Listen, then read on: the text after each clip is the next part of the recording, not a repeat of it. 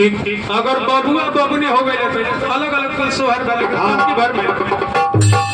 अरे अरे प्रेम के चिड़ैया कोठा के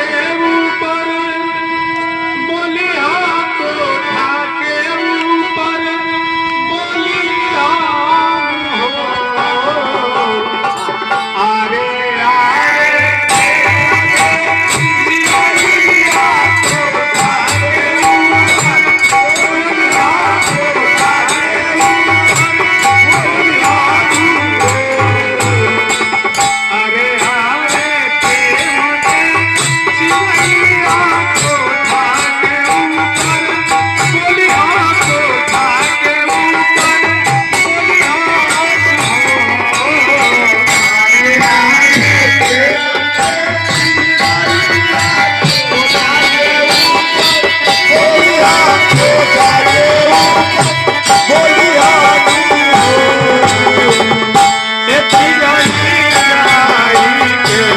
बोलिया पातारिया यारे मोरा ससुराल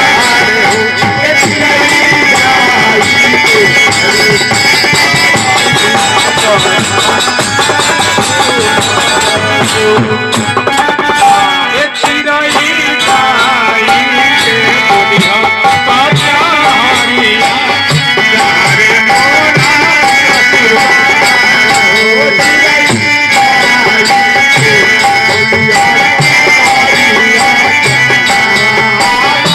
ससुराल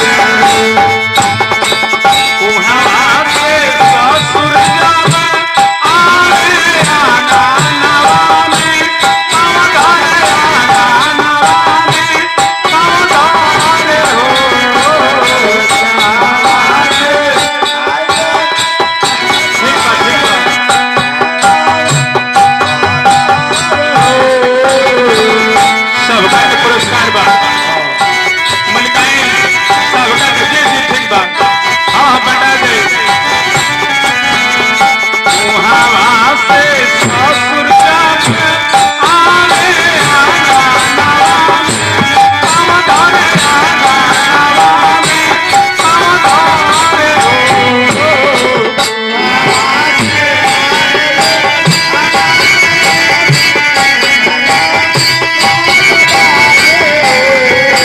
जब ससुर के आवत करे तो पूछा करे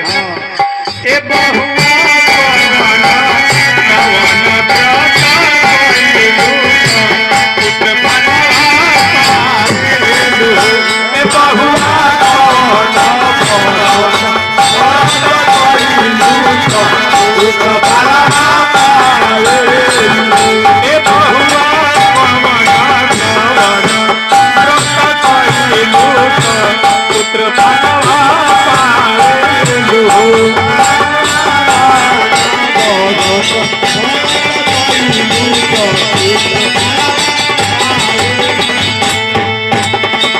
बरता में कायनी एकादशी द्वादशी के परमैनी द्वादशी के परमैनी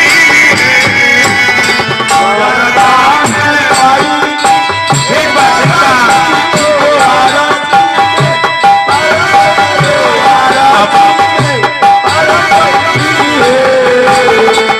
बरता में कायनी एकादशी द्वादशी के परमैनी द्वादशी के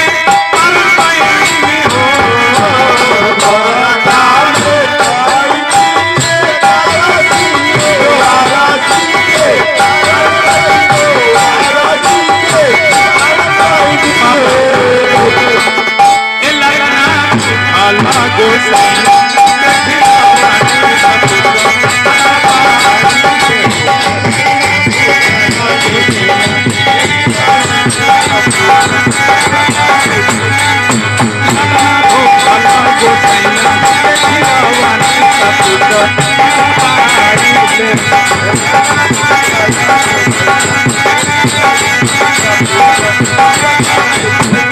सब कहले कोठा के ऊपर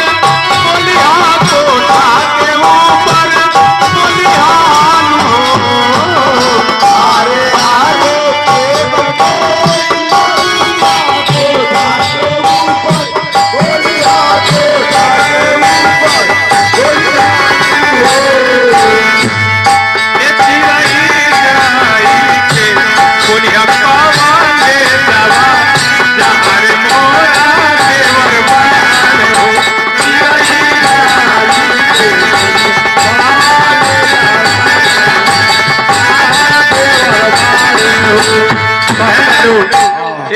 जा हमार देवर कॉलेज में पढ़त रहे उनका को खबर दे तारा भतीजा भइल बड़े तारा बाबू भइल बड़े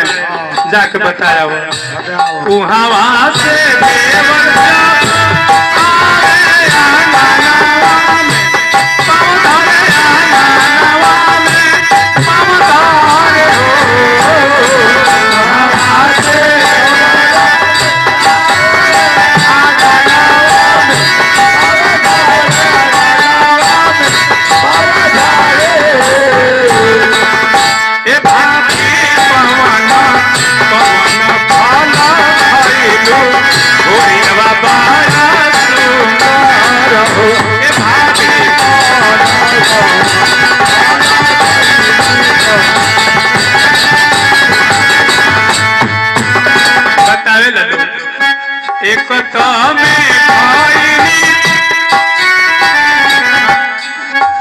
अंकिश कुमार जी को से देखिए मंगल दिन पे 11 रुपए की धनराशि